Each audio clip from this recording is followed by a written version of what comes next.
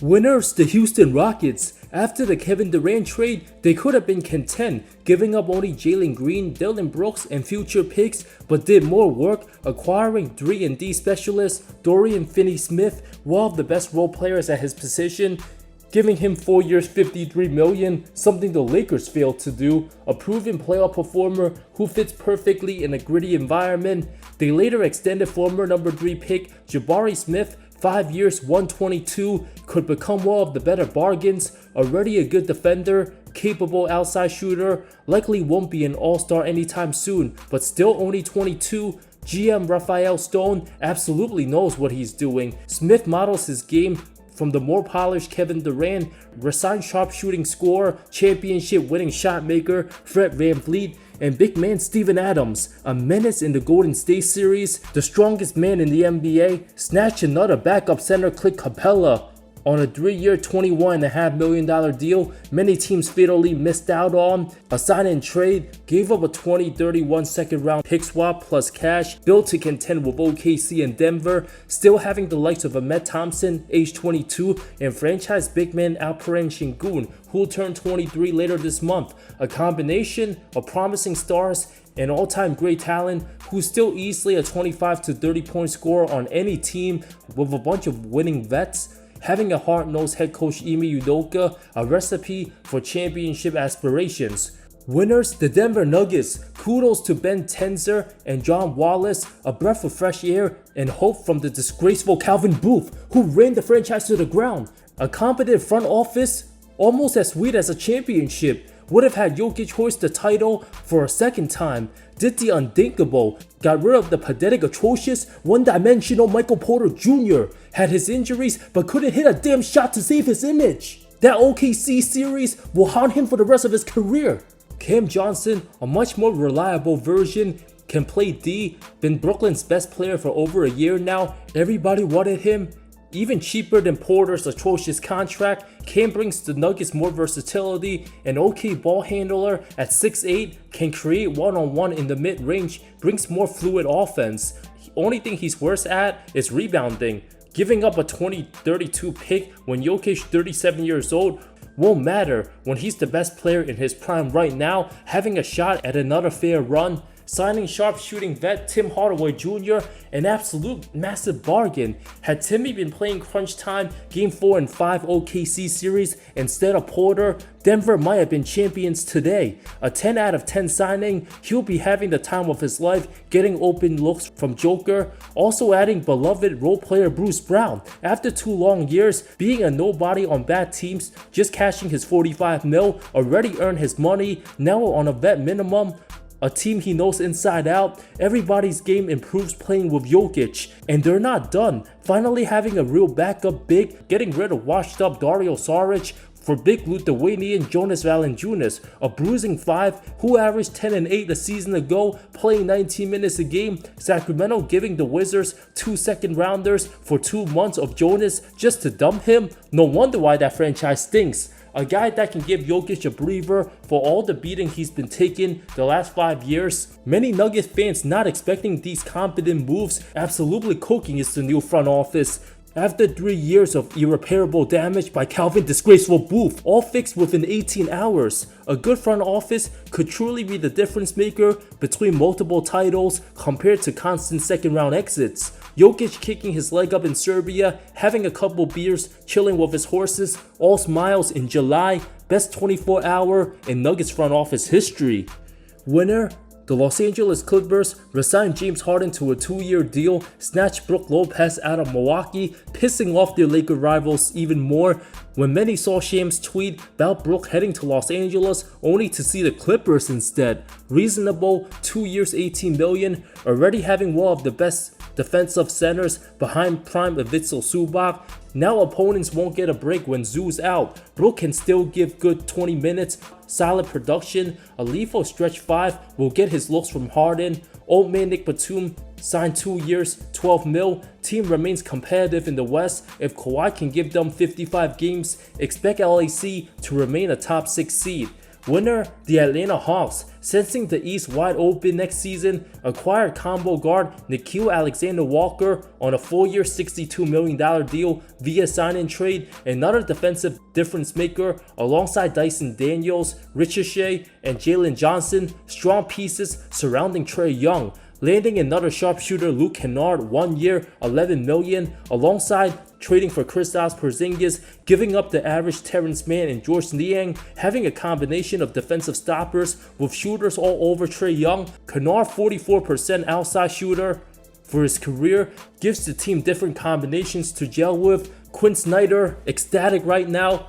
Team looking to add one more good piece away from truly contending. Trae all of a sudden put in a better position to succeed in 2026 over Luka and his big market Lakers. Winner, the Orlando Magic, made the first move before summer, even in the middle of the NBA Finals, when they went big trading for the solid Desmond Bane, the type of player franchise desperately needed, can shoot the lights out, create in many ways, team already elite defense but couldn't score a lick. Desmond will give them plenty of buckets. He's already proven to carry a big offensive load when John Morant's been out many times. Giving up 4 first-rounders seems significant, but not when the East is wide open.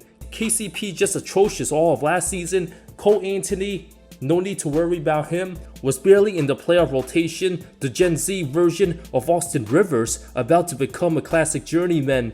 Orlando also signed backup point guard Tyus Jones on a 1-year $7 million deal. Let the awful Gary Harris walk. Losers, the Memphis Grizzlies, signed 3 years $28 million Ty Jerome, landed vet KCP. He's nowhere near Desmond Bane. Jarrett Jackson Jr., a crazy max extension, hurt his big toe, gonna be out a long time. John Morant only been regressing since 2023, unfortunate. Loser, Celtics will get the proper pieces and embrace a massive 2026 offseason. Traded away Drew Holiday and Kristaps Porzingis to get under the second apron. Beloved backup Luke Cornett gone to San Antonio. Al Horford to sign elsewhere any day now. No more bigs in place. Their only big, Luka Garza. Team already one of the biggest losers after Tatum tore his Achilles. Knowing they won't be competing for a title next season, a franchise that don't take much else will have to suffer for a bit short term before being in contentions once again. Now having to watch Jaylen Brown lead an offense with Anthony Simons, George Niang, and Garza. This is about to be the franchise worst season since 2014. Winner, New York Knicks, signing Mike Brown as head coach, Tips replacement. Not much of an upgrade or first choice, but it's a solid one. Led Sacramento to the best offense 2 years ago, will do a much better job at that department than Tips himself. Landing Yabusele and Jordan Clarkson, replacing the inferior Precious Achiuwa and Campaign. JC, the type of guy to create off the bench, get buckets, a vet minimum, does not hurt, low risk high reward. Winner, Dame Lillard, having freedom to decide going wherever he pleases, could become the missing piece for a title team in 2027. Never having a fully loaded squad in real pursuit of being legit title contenders, has all the time in the world rehabbing, will then have to make the most important decision of his career. There's lots of good teams out there, picking one to suit him best, the hardest choice he will ever have to make. Winner, Shai Gilgeous-Alexander, agreeing to a 4-year record-setting $285 million deal. That's what happens when you win Finals MVP, regular season MVP, the scoring champ. What a year 2025's been for SGA. Winner, Duncan Robinson, back to the state of Michigan, 3 years, $48 million. Many thought he was washed after being buried deep on the bench a few years back, but a massive success story from Division III to over $100 million in earnings. Will have Kate Cunningham dishing him dimes on trays, the Tim Hardaway Jr. replacement. Loser, the Detroit Pistons, losing Dennis Schroeder and Malik Beasley for ball dominant Harris LeVert, not too amusing. Paul Reed, their other signing. Dennis, a huge part to the franchise, helping them make the playoffs. Struck out on both Malik Monk and Nickeil Alexander-Walker. Somebody come save Kate Cunningham, at least they got Duncan. Knockdown shooter, Beasley, the biggest loser, now has his own problems to deal with, possible suspensions. Loser, the Milwaukee Bucks did the unthinkable, waiving the injured Dame Lillard, who's about to turn 35 years old, to make room, signing Miles Turner, the Brook Lopez replacement, resigned the same guys, Gary Trent Jr., Torian Wallace Prince, Kevin Porter Jr., Bobby Portis on reasonable deals, but Gary Harris too, he stinks. Franchise taking 5 years of $22.6 million of dead cap. This won't allow them to maximize Giannis' chances at a title.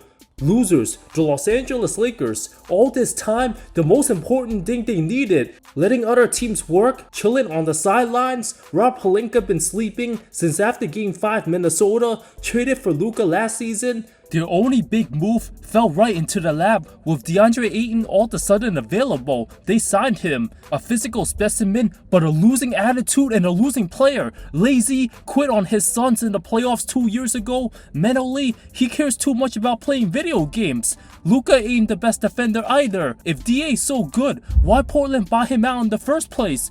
Lakers still nothing more than a first round exit. Will he even last longer than Andre Drummond's Laker tenure? Won't be on the team next season, mark my words. Will constantly be reminded of past Laker all-time big men. He won't be able to handle the pressure in LA. The scapegoat, it's inevitable.